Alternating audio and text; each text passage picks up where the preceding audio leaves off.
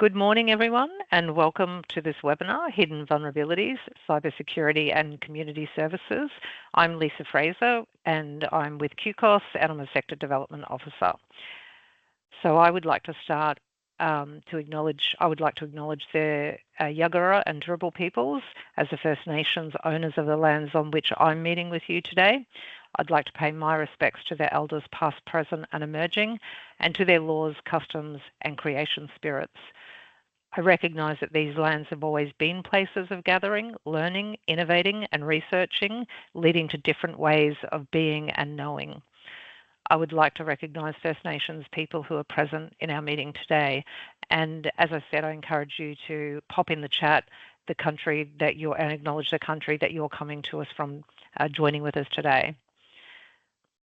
So before we launch into the content of today's session, I'd like to provide some context for the webinar. So just over a year ago, the New South Wales Council of Social Services, or NCOSS, partnered with WorkVentures to conduct an in-depth cybersecurity assessment of 14 New South Wales social service organisations or community organisations, and DV, or Domestic Violence New South Wales, was one of the peak bodies that nominated its members to be part of that research piece. That project aimed to provide participating organisations with detailed reports on their cybersecurity risks, along with recommendations to mitigate them, build an evidence base to better understand and quantify the cybersecurity risks in the sector, and develop an anonymised sector report to inform the New South Wales Government about the risks faced by service providers, the potential impact on service users, and the level of investment needed to strengthen cybersecurity protections. And we've had similar national reports and similar advocacy at a national level speaking to the risks to service providers in this space.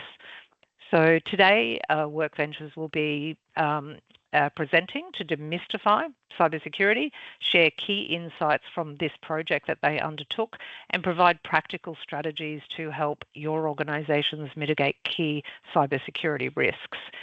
Some of you may be familiar with WorkVentures. However, for those of you who aren't, WorkVentures was founded in 1979 and is Australia's first not-for-profit IT social enterprise, and dedicated to improving technology access, digital skills and cyber safety for not-for-profits and the communities they serve. So to date, they have supported hundreds of not-for-profit providers and over 90,000 individuals nationwide. And I'm sure when I introduce our speaker, they'll be able to tell you a little bit more about WorkVentures. So since launching its cybersecurity stream in 2021 with support from the Australian Government, WorkVentures has been working to strengthen cybersecurity across the not-for-profit sector. So without going too much further into their work, I'm very pleased to introduce our guest speaker today, Gabe Wallis, and he'll be presenting on the hidden vulnerabilities, cybersecurity and community services, and speaking to the report that the research they undertook. Gabe is a cybersecurity lead at WorkVentures and a leading cybersecurity for not-for-profits. Prior to that, he's held numerous senior cybersecurity roles at multinationals such as Deloitte and Thales. Gabe has a proven track record of implementing and maintaining a range of cybersecurity frameworks for small and mid-sized businesses to multinational organisations. And he excels in translating complex technical concepts into clear, actionable insights for senior executives and non-technical stakeholders to enable informed decision-making and strategic alignment with organisational goals. So following Gabe's presentation, which will take up the most part of the webinar today, we'll have time for questions to Gabe. But we encourage you to put your questions in the chat throughout the session, and we'll address these at the end of the session. So I'll finish up talking now and gladly hand over to you, Gabe. Thanks very much, Lisa, for the introduction, and thanks, NCOSS, for the ability to come and present to you on the results of this project. Thanks all for joining. Really today is about sharing what we found from the NCOSS project, and hopefully you can get a couple of takeaways to look at and sort of implement within your own organisations. So Lisa did cover a bit of intro on the project, but I go into a little bit more detail in terms of what that looked like, who was involved, and also how we measured success. I'll cover some of the key findings. We'll share the full report or a link to the full report at the end of this slide deck, but I wanted to just cover off on three overarching findings and sort of what's being done about that, and I guess some of the outcomes for us and how we're sort of taking those and actually building them into our strategy for the NFP sector. I'll look at the threat landscape, and I guess what I mean by that is what are the attacks that are being targeted against the NFP sector? We're seeing attackers are targeting different sectors with different tactics and techniques.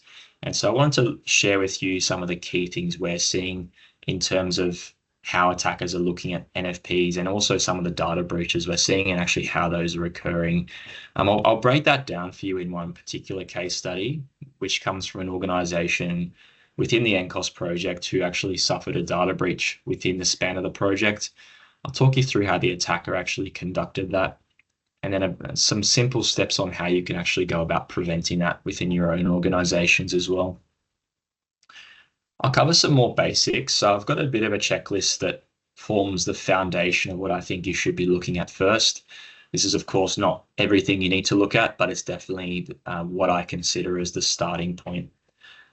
We'll look at some peer organization insights. So we've got some insights from an organization who was part of this project. So I really want to share how they took what we gave them and really turn that into an actionable strategy. And then, like Lisa mentioned, we've got some time at the end for Q&A. So if you've got any questions, please just drop those into the Q&A section. We've also got some polling throughout because I'm conscious that I don't just want to speak at you for sort of 30, 45 minutes. I want to make sure that, we hear back from you guys as well. So we'll launch some polls throughout the session. So just to intro, we looked at 14 organizations. A lot of other similar studies have focused on a lot broader of a focus or a control group, but a lot of them only skimmed the surface of what we consider to be important. A lot of those were based on self-survey. They weren't necessarily focused specifically on the NFP sector. So what we wanted to do is focus on a smaller group, but go into a lot more granular detail so we can actually understand the root cause of some of these issues, and also whether these issues were unique to the NFP sector. In terms of the organizations, they sat between $2 and $20 million of annual revenue and 10 to 100 full-time employees. So we wanted to get quite a broad range of organizations to see if there was any particular relationships between things like the size of the organization and their ability to actually implement strong cybersecurity controls. And we measured the score out of 100 possible points, with a score of 80 being considered mature. Now, this scoring was, again, designed around what we consider to be best practice from an NFP perspective. We wouldn't measure an enterprise organization in a similar way. So this was very much tailored to the needs of our sector. We spent several hours on calls with each of those organizations and hundreds of hours afterwards collecting, analyzing, and also putting together the report. So basically, we provided a risk assessment for each of those organizations with a findings report, which also provided them with a strategy on how to implement those recommendations. And then we sort of collated all of those risk assessments into one overarching advocacy report, which is since being used to lobby state and federal government for further funding in the NFP sector. So we've been working really closely, particularly with the Department of Home Affairs, as they formulate their national cyber strategy. We've been using this report to basically say to them that if we don't invest further into the NFP sector in terms of cybersecurity, we will be left behind as a sector. We've seen a lot of investment into other areas like critical infrastructure, financial services, but we haven't necessarily seen the same for the NFP sector. And we're seeing that NFPs are collecting and storing really sensitive information. So the impact of a data breach is really considerable. I'm going to go into the key findings now, and I've broken these down into three sort of overarching findings. I will provide the link to the report at the end, like I mentioned. So there is a lot more content in the report, but this is kind of what I consider to be the most important findings. The first is that cyber maturity is concerningly low across the control group. So none of the organizations met the benchmark for cyber maturity or a score of 80 out of 100. Now you can see the graph on the bottom right of the screen there, which basically shows the relationship between the gross annual income of the organizations sitting across that horizontal axis and the cybersecurity score, which is mapped across that vertical. What we examine is there's a really tight relationship between the size of the organization and their cybersecurity score. So we can see there's a red box around 5 of those organizations at the bottom there. That basically represents what we consider to be critical risk of a data breach. And the main reason this is particularly concerning is that one of those organizations, like I mentioned, within that red box, suffered a data breach not long after we engaged them. The first recommendation in our report would have actually mitigated that risk. But they basically told us that, look, we don't have the resources, we don't have the time or the expertise to actually look into this and implement the recommendations.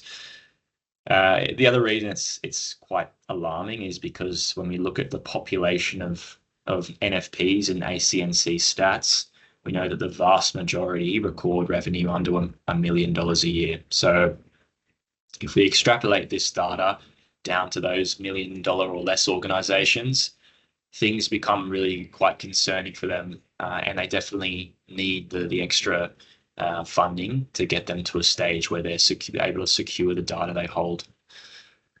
All of the organizations recognize that this is an important issue, and a lot of that recognition has come from the board level, and a lot of it comes off the back of these major data breaches that many of you on the call would have seen on news media.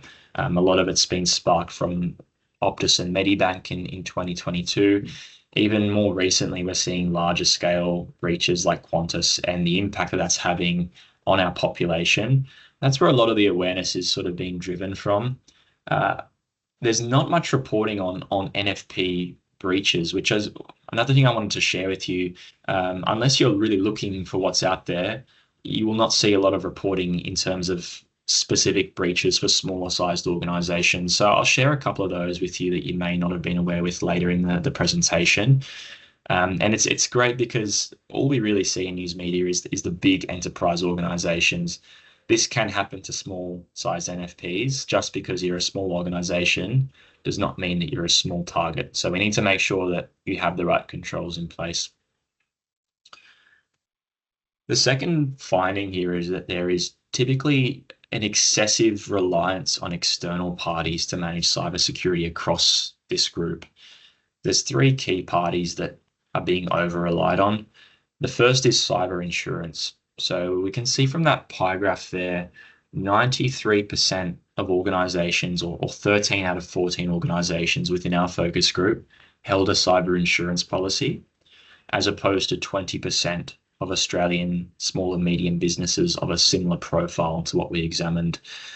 Now, this isn't necessarily a negative, but when we look at it compared to the risk that's being mitigated within these organizations, we're actually seeing that rather than addressing risk internally, these organizations are transferring that risk into cyber insurance with the hope that if they suffer a data breach, they can get some sort of financial payout, which can help them address those issues. So we want to shift this mindset from one of reaction to actually proactivity. Rather than getting a payout from cyber insurance, we want to look at how we can limit the likelihood of something happening in the first place. And the other thing is that insurance won't necessarily cover you from all angles. It may provide you with some financial relief, but it doesn't account for things like reputational harm that can be really quite common after data breaches. So if you're collecting and storing sensitive information on your clients and donors, and that information is made public, that could really have an impact on their trust with you and their willingness to further support you. The second party is IT managed service providers. So we also saw that 13 of the 14 organizations within this group relied on managed service providers to manage their IT infrastructure. And this is not necessarily a risk, right? This is the reality for many NFPs. It just, again, it's not a risk. It just means that we need to be doing the right due diligence around how those IT managed service providers are managing your technical infrastructure. It means we need to be independently assessing them to make sure that they have the right security processes and controls in place. And lastly, we're seeing, well, one of the observations from the project was that NFPs are migrating to cloud-based services. So gone are the days of just having a server room within the four walls of your office. We are now increasingly reliant on connecting remotely to cloud-based software. And so we inherently place trust in those software vendors that they have the right security controls in place. We've also seen a pattern recently of attackers going after software vendors and quite successfully exploiting those systems. Qantas is perhaps the most recent example of that, but there is a long string of other software vendor attacks that we're seeing. So again, we need to be conducting due diligence on those software vendors before we're trusting of them to store and process our sensitive data. I might just stop there and launch the first couple of polls, please, Johannes, just to hear back from our audience. I will need to share my screen for the first of the 3 polls we have today.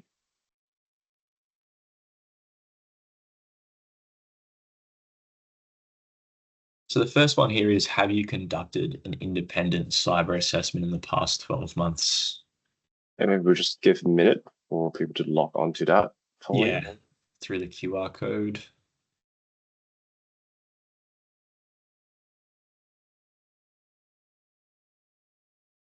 And also I'll paste the link and the access code to the poll itself as well.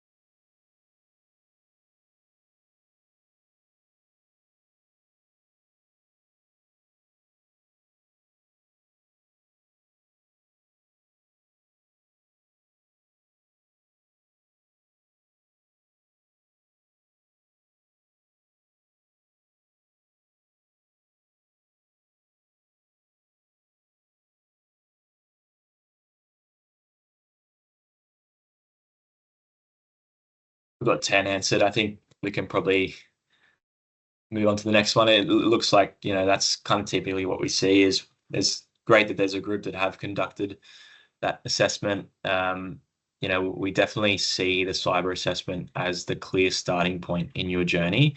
The reason being is that you need to identify the risks that pertain to your organization. No two organizations are going to be the same, from the services you deliver, the people that make up your organization, even the technology stack that you use, all dictate the risk or the things that you might need to look into. So the cyber assessment will be able to give you a really tailored view into what you need to prioritize, and particularly for NFPs, when you need to be really wise about how you spend your time and resources. This is sort of the key to unlocking that prioritization. Thanks. And Gabe, if I can just jump in there, one of the topics we've been focused on in QCOSS and with Queensland sector this year is the use of AI and the responsible use of AI. And you might speak about this later, but that seems to be an area very new to a lot of people, and probably low AI literacy generally, and particularly in relation to issues like privacy and data breaches. So, yeah. Yep, absolutely. That's a really, really good consideration. I will touch on it a bit later, but yeah, I would echo those sentiments that whenever we're introducing new technologies, there are risks. There are obviously, productivity gains that come with it. However, we just need to have some guardrails about what data is going into that AI model, and also the output, so the integrity of the data that you're receiving back from the AI. We know that there's been, you can poison an AI model by feeding it fake data.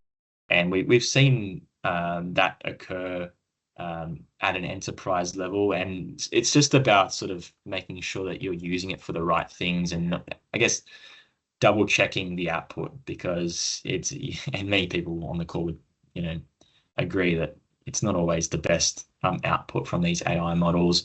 We're also seeing the chat, AI note takers joining meetings.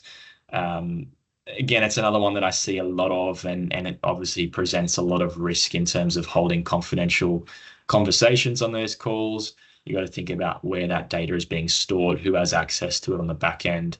Have you actually conducted an assessment of that tool to make sure that that data is secure? So yeah, Lisa, that's a really good consideration.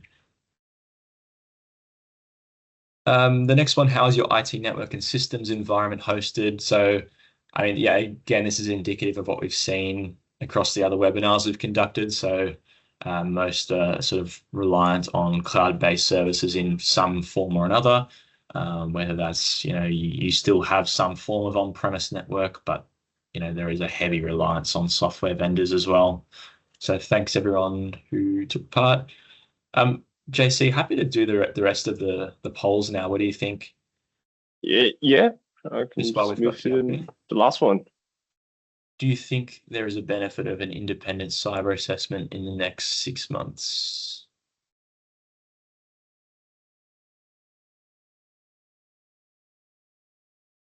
And I'm hoping the no's are people who've already done it. Good to see most have said yes.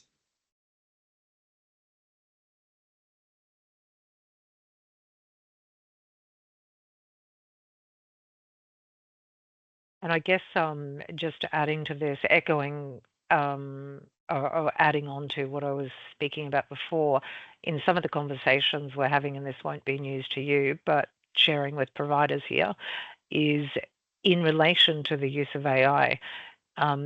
What we're finding is some organizations are stepping back because they don't have their policy in place, etc. However, not aware that many of their staff are actually using AI tools and products. So whether or not the cybersecurity assessments that you're talking about are picking up on this, when often these assessments are being done by quite senior people who might be making assumptions about what their staff are and aren't doing. And probably also the frequency of a cybersecurity assessment, given the rapid evolution of AI and uptake of AI, is something I imagine we need to consider. Yeah, absolutely. I think to your first point around not having oversight of what AI tools are being used within your organization, yes, our assessment picks up on that. And there is a lot of what we call it shadow IT, basically the IT products that you don't know exist. And there is an enormous amount of data that's being stored from the organizations that we assess in random AI tools that have not been approved by the organization.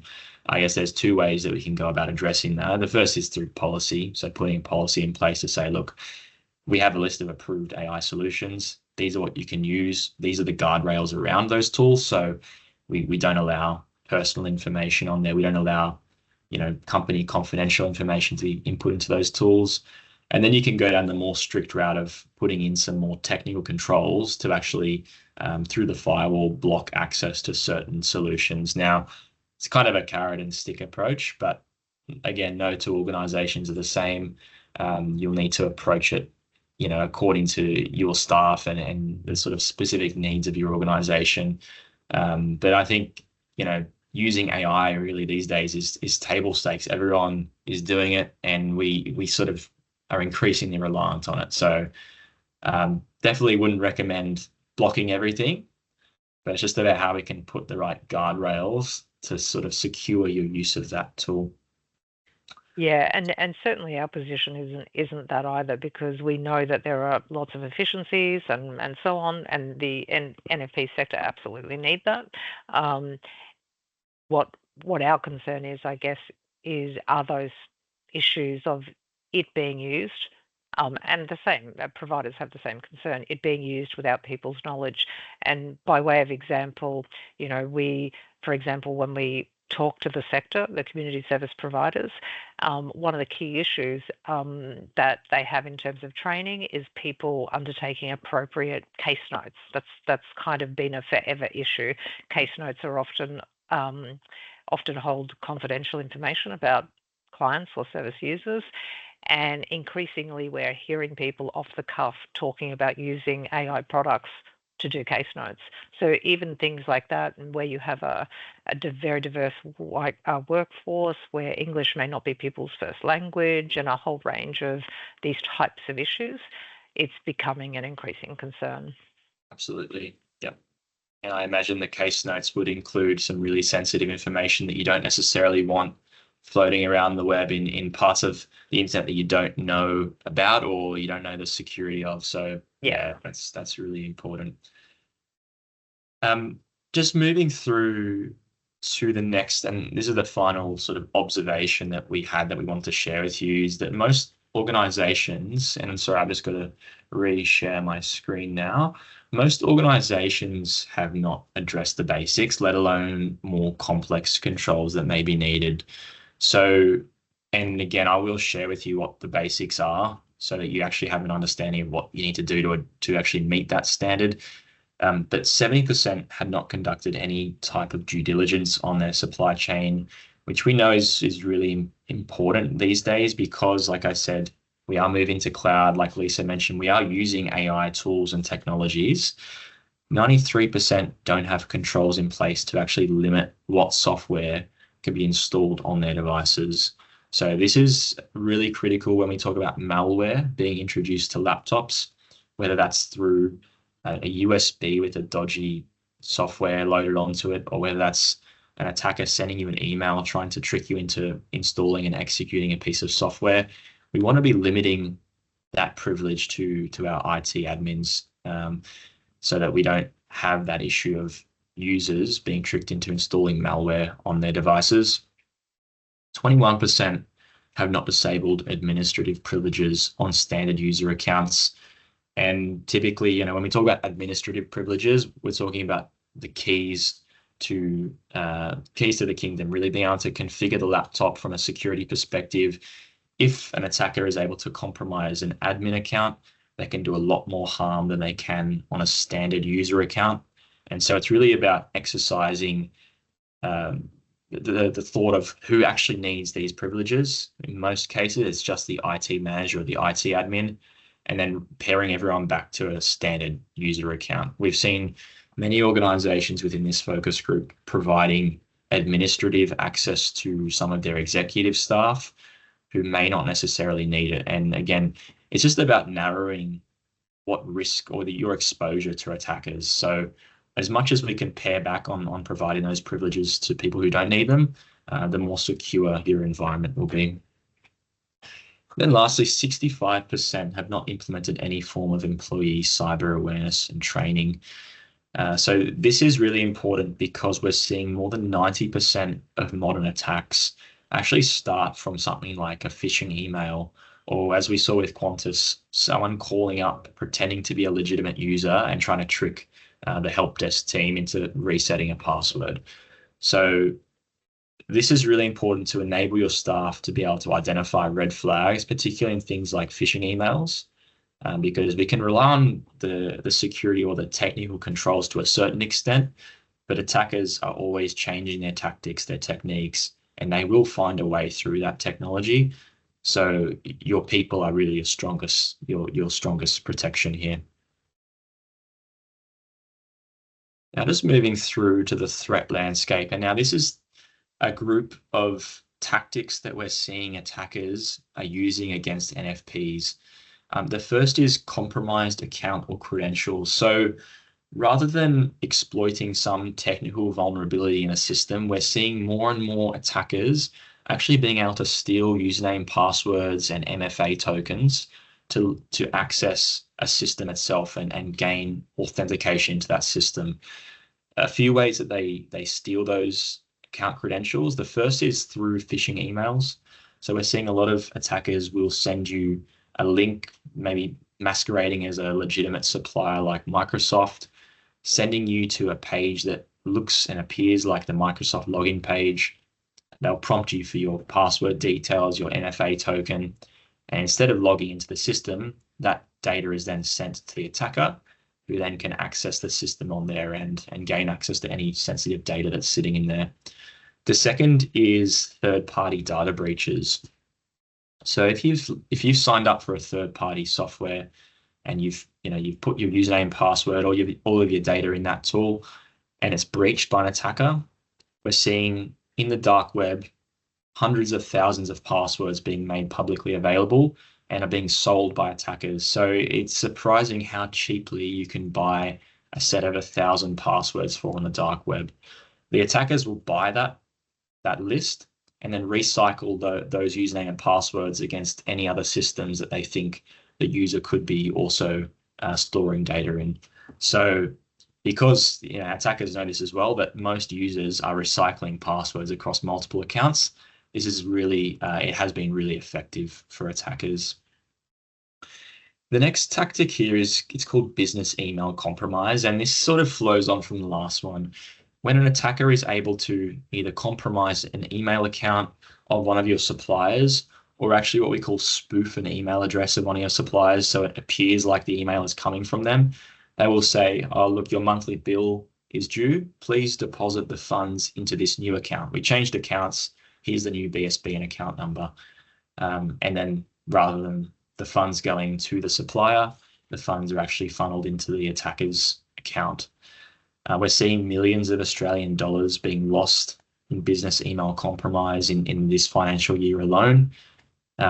Sorry, we've passed the financial year. In the calendar year, we've seen millions of Australian dollars being lost through business email compromise. Really simple thing you can do to protect yourself against this is whenever you've seen a supplier change their bank account details, give them a call and just verify with them directly. And don't do it over email, do it over a call, because the attacker may have compromised the email account. They might just say, oh yeah, no, this is legitimate over email. So verify everything that comes through. The next one is ransomware.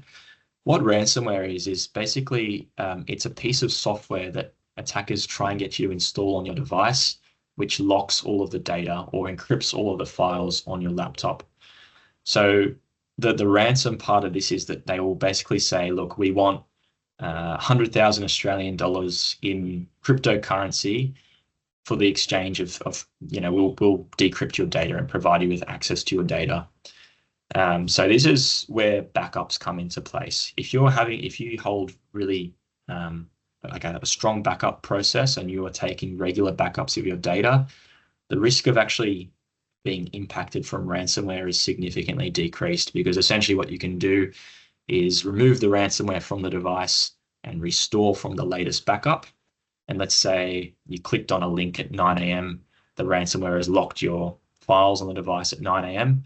If you've taken a backup at 9 p.m. the previous evening, you'll have only lost 12 hours of data, and realistically, no one's going to be working from 9 p.m. to 9 a.m. So that really will reduce the impact of something like this from impacting your organization.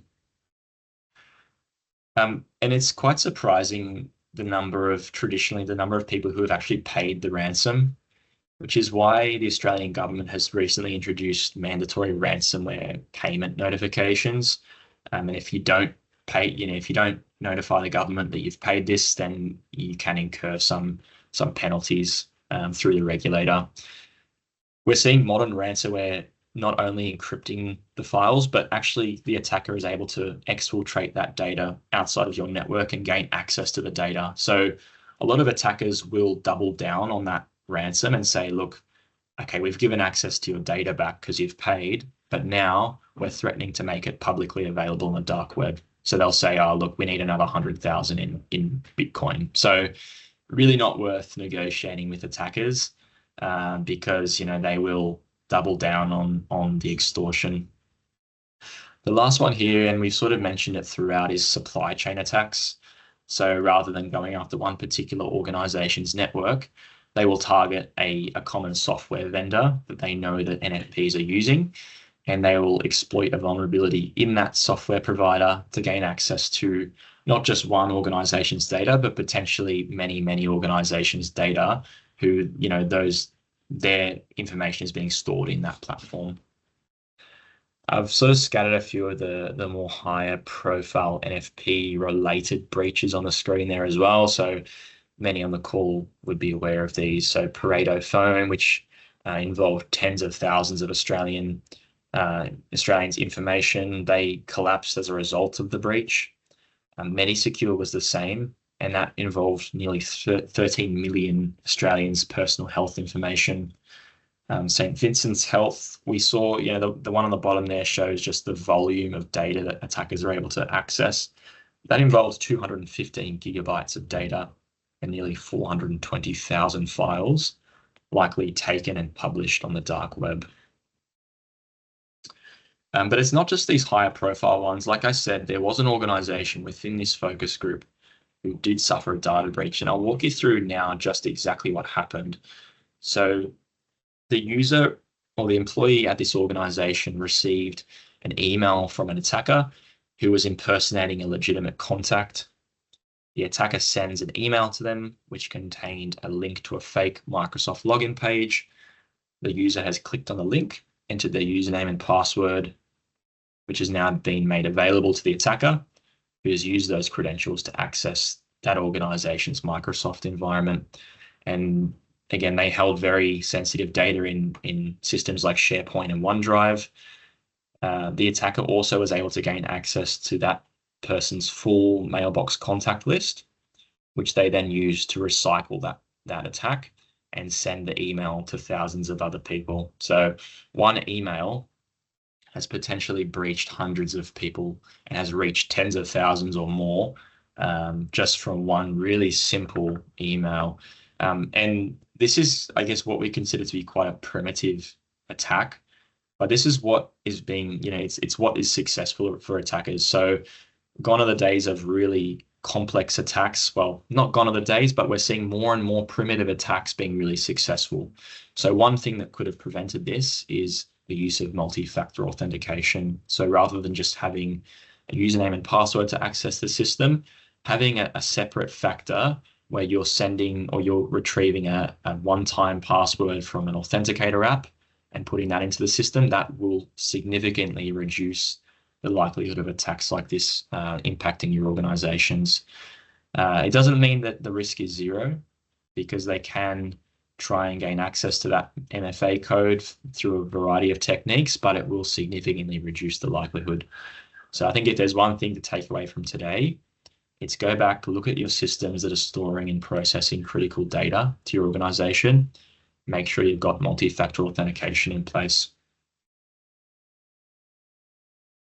It's not just MFA. There's a variety of other things that I think you need to look at. So we've got a bit of a basics checklist here for you guys to look at and see whether you're doing this within your own organization. So the first and the starting point is always, have you assessed your cyber risks in the last year? We saw that, sort of a 70% of the people on the call today have not. For those 30%, that's great, but have you done it in the last year? Making sure, like Lisa said, things are changing really rapidly from an attacker's perspective. So we really need to be ensuring that we're revisiting these things and ensuring that your systems are protected against these new attack vectors. Do you enforce strong passwords? And like I said, multi-factor authentication for all systems. Do you patch all applications and operating systems? So when we see vendors releasing new patches, and oftentimes that's in response to vulnerabilities in their systems that have been identified. So if we're not frequently updating those, then there are vulnerabilities that can be exploited by attackers that remain in those systems. Do you encrypt sensitive data that is exposed to the internet? So do you have a database that needs to be exposed to the internet? If so, are you actually encrypting that data? Encryption, in sort of layman's terms, is applying or putting an algorithm over that data, which basically jumbles it up into a series of ones and zeros and bunch of data that cannot be read by an attacker unless they have the decryption key. The decryption key will basically convert that data back into something that is readable. So if you're encrypting that data, it means that it cannot be easily read by an attacker who doesn't have that key. Have you restricted IT administrative privileges? We mentioned that before. Again, have you restricted the installation and execution of unapproved software? So if you have an approved list of software, anything outside of that list should not be able to be executed on your laptops. Are your staff trained to identify phishing emails? Again, a very common method of modern attacks is through email, through phishing emails. Do you back up all critical data, and has that capability been tested? We spoke about ransomware before. Again, backups are a really important way of protecting your organization against the impact of ransomware.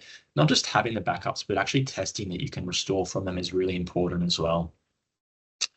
Again, we've mentioned this several times, conducting due diligence on third-party vendors that you may be using, and having a process in place to log and monitor endpoint devices. So what I mean by endpoint devices are laptops, servers, desktops, having the ability to actually see what's going on. If anything anomalous is occurring, then you need to have a process to actually alert your IT team that something dodgy is happening, so they can take the right remedial actions. So I've got a bit of a video, and unfortunately, Ari, who is the ex-executive director of corporate services at the Buttery, she was involved in this process, or the NCOSS project, and she's been presenting in our other webinars on basically what she's done with the report, and basically how you can provide, or how you can get some actionable steps out of that report. So I'll flick on a video from our previous webinar, and hopefully you can sort of get some value from what Ari is saying.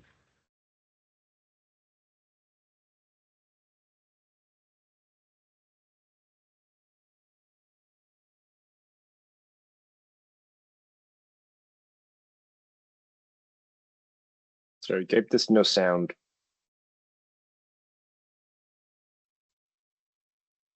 The WorkVentures review. This now. Perhaps you can just introduce yourself firstly, Ari, and then we'll go through a few questions about your experience in the project. Sure thing, Anthony, not a problem. I was the Executive Director of Corporate Services at the Buttery during the time of the WorkVentures review. It was quite an interesting process. Just to give you a bit of an idea about the size of our organisation, which will really help, I think, people on this call to understand.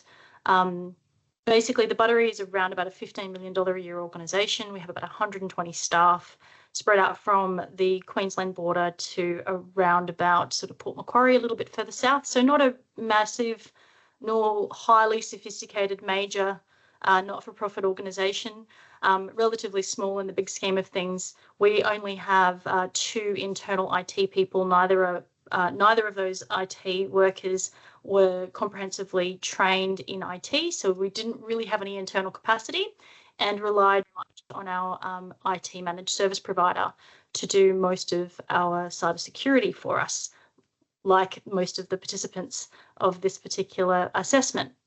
So the Buttery basically approached this with a very open mind, and we participated wholeheartedly in the review. So I wanted to make myself available to explain to other organisations the process that we went through and the things that we got out of it, to try and hopefully inspire others to understand that it is not an insurmountable obstacle, that improving your cyber posture can be done. And I hope that by sharing our experiences, you can get something out of it. Thanks, Ari. So before embarking on the project, how much emphasis or priority would you say that the Buttery placed on cybersecurity?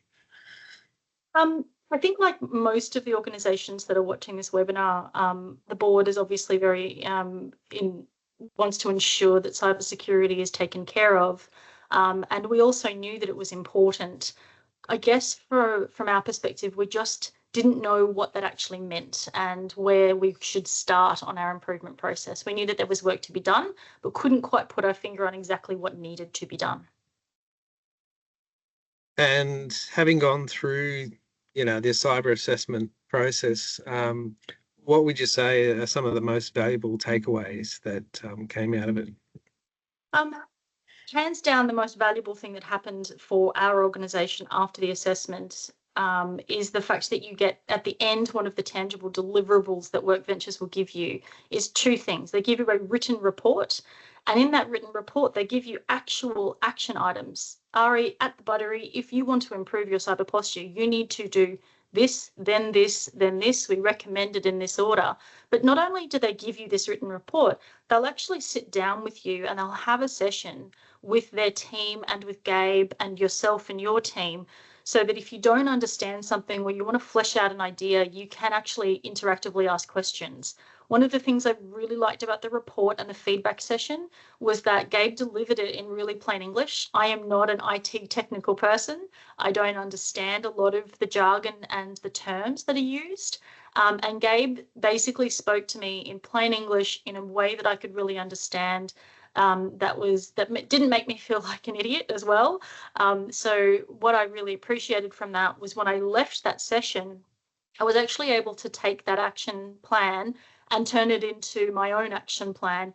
And I was able to even undertake a couple of those things that were suggested very, very quickly. I got some real tangible benefits very immediately, which our board was really impressed with, not long after having that feedback session. So that was probably the big takeaway for us, was this it laid out the path. Before we had this session, we knew we needed to do something, but we couldn't put our finger on what it was. After we had the WorkVentures review, we had this very clear pathway laid out in front of us with phased ideas and step-by-step instructions, and we felt really supported by WorkVentures in that. So for any organisations that might be here today, who might be unsure about what to do next or what to do about their cybersecurity, what sort of advice would you give them based on your experience? For me, it felt insurmountable at one point. Before we started this process, I really could not put my finger on where to start. So my first advice is, you need to start, do something. And the best way to start is to get somebody else to tell you where your vulnerabilities are, or some quick fix action items that you can do very, very quickly to immediately get some real benefits from. So to put it in perspective, before we did the WorkVentures review, I was responsible for cybersecurity, and I was using my annual insurance cybersecurity return, which I'm sure we all love doing every year, to sort of measure myself against, how we're performing. Am I doing these things that my insurer are looking for? That really is just the tip of the iceberg. And by doing the review with WorkVentures, you will get some very clear understanding and explanation of all the rest of it that underpins getting you to that point where your insurer wants you to be to make you less of a risk. So it's the how-to that's really, really helpful. And that's why I would really recommend this particular process. The second is, don't be afraid to ask for help. I am one person in a relatively small organisation. I formed a working group with only 2 other people. One was our QA coordinator and the other was our internal IT business and analyst. So he was responsible for managing our CMS. And together we just did really straightforward things with the help of WorkVentures. We did things like we sent out a survey to our staff to ask them, what are the things that are working for you, what's not working?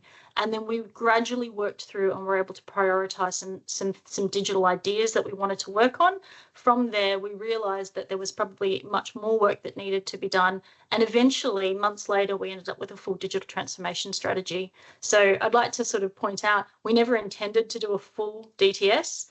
We just intended to try and uplift our cybersecurity. But once we started the process, we realised how capable we actually were, because we don't have to be technical experts. That's what you've got WorkVentures and other partners out there to help you with. It was more, I know our business better than anybody. I know what needs to be done. And then you lean into those technical partners to help you get to where you need to be. Excellent. Thank you, Ari. Yeah, I think that's a really good point to make, because I think it can be quite overwhelming for organisations where there's so much going on, or that they have to be across on a day-to-day running an organisation, and IT and cybersecurity can be a bit daunting. And so to having somebody who has that expertise to sort of come in and give that advice and in plain language and some steps, practical steps to work through, makes a difference. So yeah, thanks for we can see that Ari sort of taken a lot of what we've done and sort of really laid out a strategy for her organisation, but we appreciate that everyone's at sort of a different journey, a point of their journey. And so what I've done is I've put a link to the full report in this slide. So please go through there, have a look what's in there. We've got a series of recommendations for NFPs as well that sort of expands on that basics checklist that I've mentioned. And use that. You can use that as a starting point. For those who are at the point where they really do want to look into the specific risks to their organization, I listed some of our services on this slide here. From cyber risk assessment, we conduct audits, advisory, various other sort of more technical services. But if you're not sort of at that point yet either, please just reach out to us. We are a purpose-led organization. And so we're more than happy to have an obligation-free chat with you. So I've got a QR code there, or I've just flashed up Johannes's number. Give him a call, and we're more than happy to sort of help point you in the right direction. Johannes, did you have anything to sort of add on to that? No. I think it's a good chance for any questions you might have, like through the chat, or can just turn on your microphone and ask. And I feel like there is a few questions there in the chat already. There's one from Chavis asking, is there a training provider you would recommend for staff? Cybersecurity awareness. His staff kind of operates in a very remote community, and digital literacy is in general is very poor. Yeah, sure. Look, we do offer this service, and it's kind of an end-to-end service where we offer the training and awareness, but also the number one threat we've seen is through phishing emails. So what we'll do is we'll actually send a series of simulated phishing exercises to you that are based on real attacks that we've seen and real attack groups like that we've seen actually sending these emails. So that will give you the ability to build up your staff's resilience against what we're actually seeing in the real world. There are also free resources that you can rely on. So the government has provided a program called Cyber Wardens. It does provide you with some training. It is a little bit more limited, but look, again, everyone's at different points in their journey. So Cyber Wardens, I would definitely check that out if you're sort of, looking to get something at a, free. That's, I guess, what I'd say from a training and awareness perspective, JC. Awesome. And Miriam was asking, does WorkVentures provide organization cyber risk assessment? Should you, or would you like me to do that? You can do it. I've been talking for too long, so. Yeah, no problem. So yeah, we definitely do kind of it quite clearly at this point in the webinar. And if that's something you'd like to learn a bit more, I'm happy to take this in a different kind of call just to basically walk you through how this process looks like and kind of more specifically what it would entail, Miriam. So do reach out, or I'm happy to reach out after this call as well. Any other questions?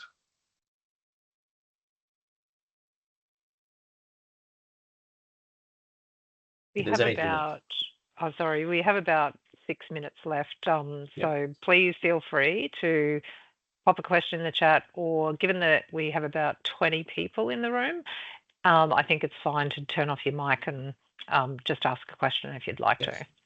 Absolutely. I was just reflecting when you were going through some of the risks earlier, Gabe, at a previous organisation I worked at, which was a not-for-profit. Somebody opened a phishing email, and it was just one of those standard ones that appeared to come from a colleague.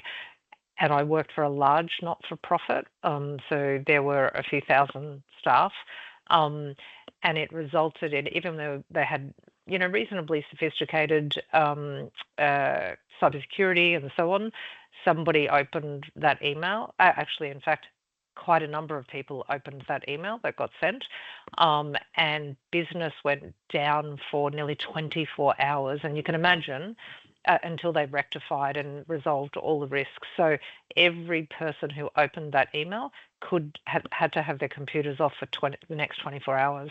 It was very significant disruption. Just opening an email. Yeah.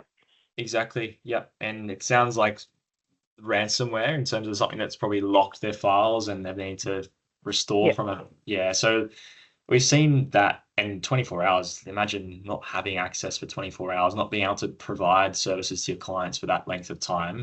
can be really considerable. So that's, it's a great reflection. Yeah. Travis. Question from Travis. Yep. Hey, Travis. Just a quick one from me. So I was the person that said we operate in a fairly remote area. We deliver 9 different government-funded programs through state and Commonwealth. So we've got fairly stringent requirements that we need to meet. We've started the digital transformation process where we've now got multi-layered redundancy. But my biggest concern still remains data being compromised. Yep. Generally, what's the time and costs associated with an audit and rectification strategies to be implemented? JC, I might throw you under the bus as the business development guy on the call. So you're asking about the kind of cost of like this kind of help with the consultation with like how to develop plan around the kind of disaster recovery scenarios, or is that a question? So effectively, we've done the first stage. We're now working on the second stage, which is the digitalization of our work, and then wanting to make sure that work will not be compromised, bearing in mind some of the client information, particularly around very elderly people, which is something that we know out here with fluctuating crime rates is a concern. Yep, I see. This might be a conversation we should have after these meetings, so we can have like a bit more time to kind of elaborate on what you might have done and kind of provide you pointers about like how might we be able to help with. So is it okay if I can reach out to you after this kind of webinar and then we can talk a bit more details? Yeah, I've got some time this hour if we want to have a bit of a yarn. Just quickly, Travis, are you trying to meet a specific standard like Essential 8, or what would be, I guess, the end goal of that audit? Is it just to identify risk, or is it to meet a specific standard? Identify risk and then work through improving compliance. Yeah, okay. Yeah. My goal is to ensure the organisation exceeds all of our standards, which we do from a service delivery standpoint, but from this standpoint, I know we'd be non-compliant. Yeah, sure. Yeah. And I think there is a big gap between compliance and ticking the box and addressing all the risks. It's probably worth sharing, actually, JC, on the call, the sort of deal we've got with NCOSS in terms of that, the assessment. I don't know if you've got the details of that we can share. Sorry, say that again. The assessment, so the pricing of our assessment for NCOSS. So one thing that a lot of like the organizations that start with working with us for the cyber uplift would be some of the assessment. And given that we have this relationship with NCOSS, we are offering from the price of $7,500 as a normal price that we offer to a $5,000 ex-GST, given kind of understanding how in the sector, a lot of organizations have limited resources and we want to still provide the kind of right quality service to the most amount of organizations as possible. And yeah, hope that helps, Gabe. And yeah, just to sort of touch on what that actually provides you with. So we'll conduct a full, what we call an open source intelligence review, which is basically looking from the attacker's perspective at your network, understanding where the potential gaps may be or where they're likely to target you from. We'll then jump on a call with you, workshop a series of questions to understand your business from an operational perspective, what processes you've got in place, what policies you've got in place.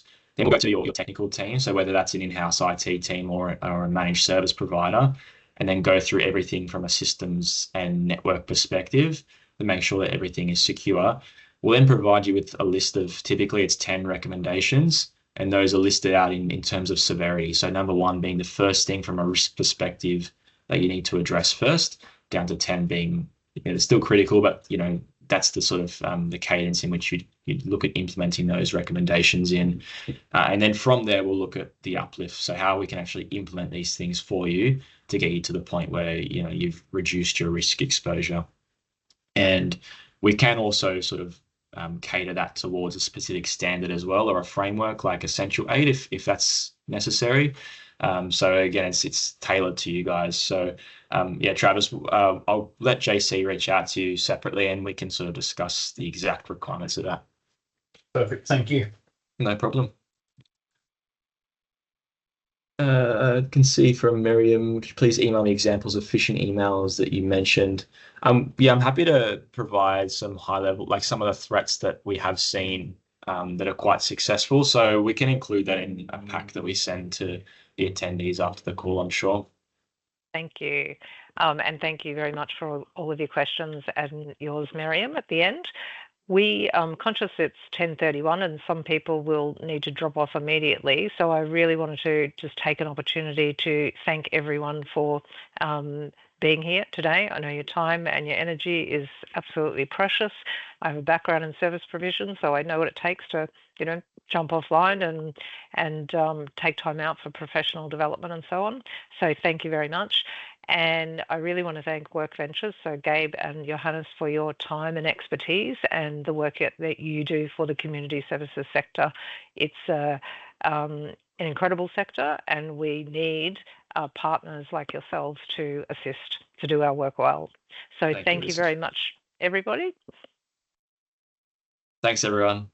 Thanks for the opportunity to come in front of you and present today. So hope everyone has a lovely rest of your day. Thank you. See you again. Thanks all. Bye. Bye.